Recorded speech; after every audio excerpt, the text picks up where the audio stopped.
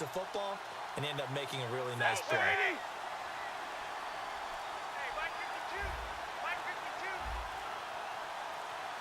Play clock winding down.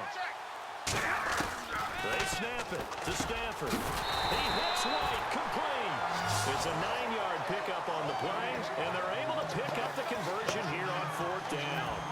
You always hear about guys wanting to make plays that quiet a crowd. Yeah, after that one. Here in the 3rd quarter, they were hoping to get the stop, get the football back. Not the case. What a completion on a 4th down play. Fresh set of downs here. They'll need to get the play off quickly. They'll run it here. This is James White. And he'll lose yardage on the play back at the 37-yard line. It's a loss of a yard there, and now 2nd down.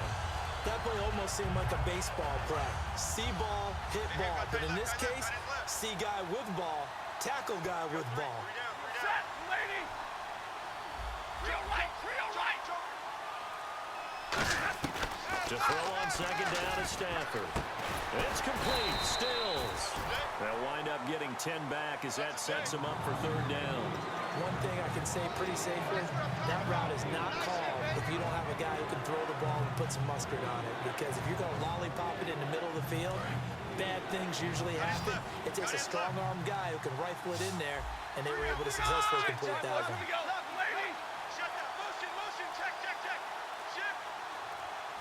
The play clock's running down. Stafford, and that's caught by Smith. And he will have the 1st down across the 20 to the 19-yard line.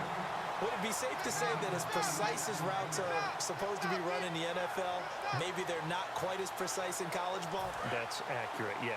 And I think we saw a college route in the NFL there. Just find the soft spot, find the dead zone, and find the 1st down. And that's what he just did. Welcome back live to Orlando. All even as we get ready to start the 4th.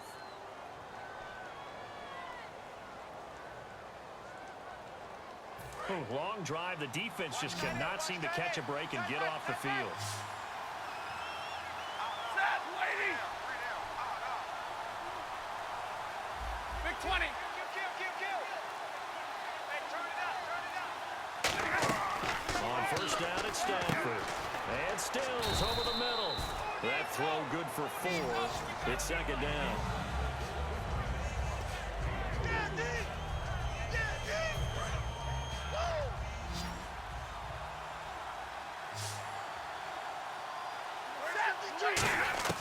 Throwing again is Stafford. And that one got tipped. Kind of threw everything off. It brings up 3rd.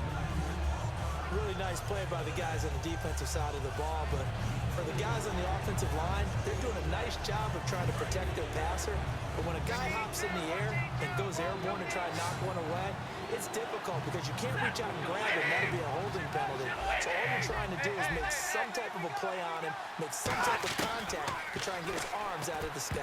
And he can't come up with a pick. Nearly his 2nd of the game. Instead, 4th down. I know ultimately that feels like a good defensive play, but I know it's really not. They had a chance to keep points off the board. Now they have a chance to kick a field goal by missing that shot. Yeah, especially at this spot in the field. He's got to be upset he couldn't come up with that INT. Tie game, 4th quarter, and they're going for this thing on 4th down. Here we go on 4th. Stafford. And he finds Stills, complete. That one good for 10 yards. And the decision to go for it pays off. They've got a 1st and goal. I remember in pregame when we were talking to him on the field, and he took his gloves off and showed us his fingers. A few misshapen ones in there, and now we know why, trying to catch those types of bullets. That was a dart. Yeah, even for a talented receiver, those are tough to hang on to. And a really long drive here, and it goes on and on. Now with just 1 second showing on the play clock, we're going to get a timeout. It's just their first. They'll be down to 2 remaining as we step aside here in the 4th quarter.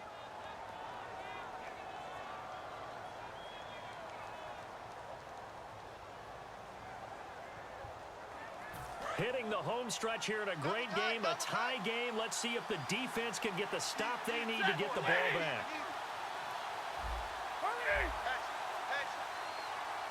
And he goes in motion here in the backfield.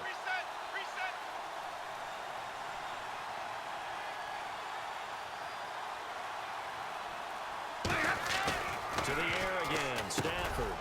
This will be caught at about the 5. And he'll take it into the end zone for a Patriot touchdown.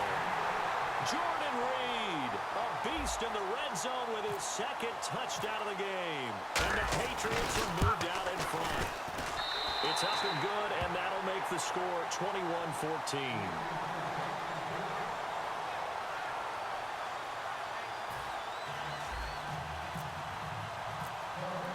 Hauschka now to send this one away following the score.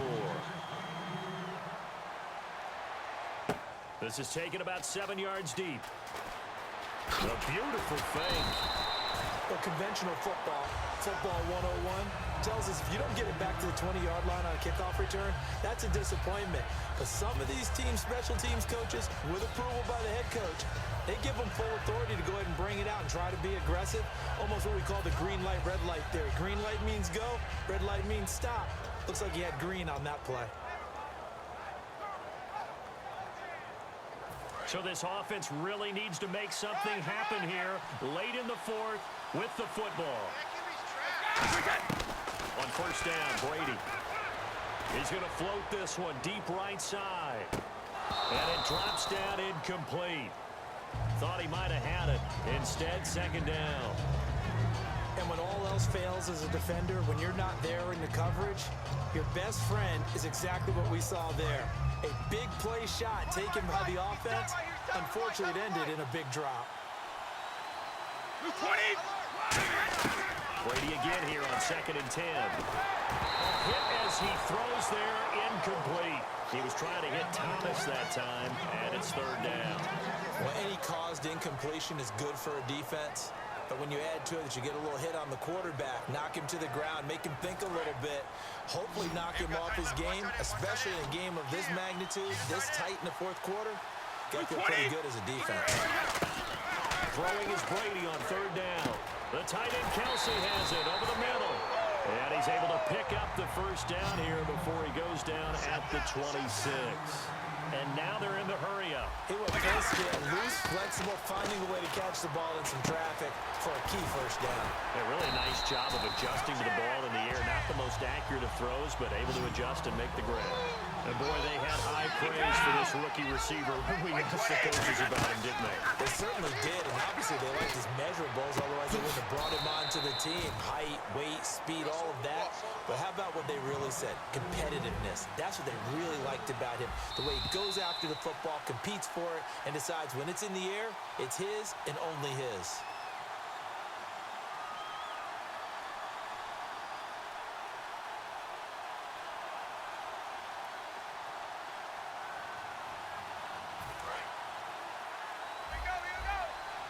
And no press coverage here. They are backing off in the secondary. Now Brady again. His throw incomplete. Thomas the intended target, and it's third down. I think that's a big-time play there because the slant route is really hard to cover because the timing is so quick.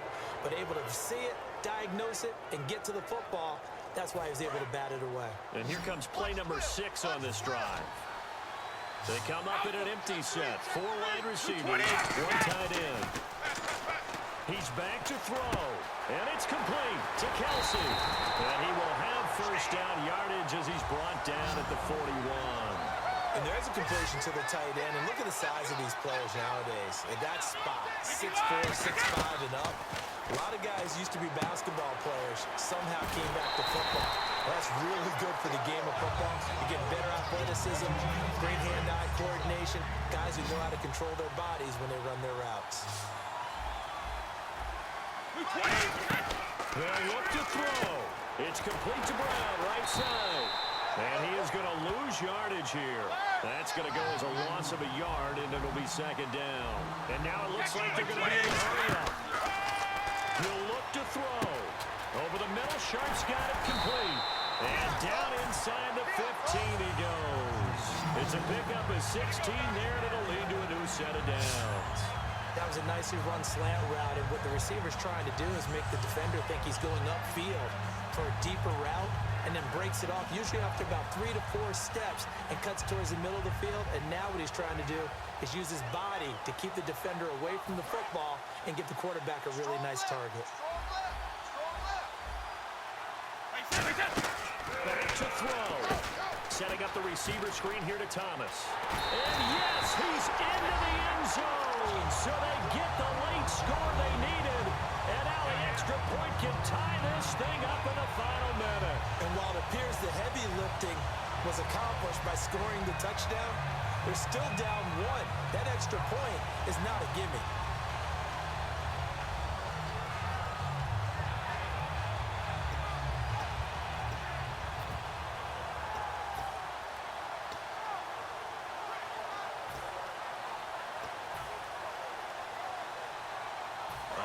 Now a big two-point conversion attempt still to come. Brady will look to throw for it. Oh, no, he lost the football. And unable to connect. They don't get the two-point conversion here. I know there's some time on the clock, but I still think you kick the extra point there and don't go for 2 and go for the win in that spot. Yeah, time or no time, why not just take the 1 and even the score? And then that way, no matter what, at least you know what you're dealing with now. It's a whole different strategy. You got to decide whether you're going to onside kick or just try and play defense and get the ball back. And the Patriots are going to recover, and that should just about assure victory. Fourth quarter, they felt like they needed the football back. Unfortunately, they couldn't get it. And I know we brought analytics into the game, and someone has said here that the data says that when a team's expecting an onside kick, 80% of the time, the team expecting it, they do actually recover the ball, which is what we saw here. I just wonder if that number is much more of a anecdotal type of a number. Kind of like when the coaches tell us, well, when you score on special teams, 93% of the time you win the game. I'm still waiting to see that number is empirical. Now whistles, and the Raiders are going to signal for a timeout. It's just their first. They've got 2 more to use here in the final stages. It's already 2nd and 12. The defense hoping to push them back more.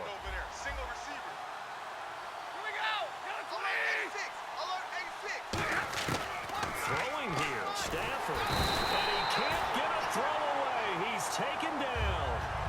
Now the Raiders are going to use another timeout here. That'll be their 2nd, so 1 more chance to stop the clock here.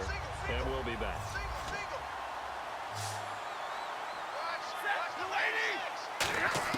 Stafford. And this is going to be incomplete. Torrey Smith, the intended receiver. And now it's 4th down. In most pass defenses, the guy playing safety has the ability to roam free and try and go to the football. But when you're in man, you've got to cover just like the guy playing out on the corner. Lock up on the receiver and go to the football. That's exactly what he did, batting that one away.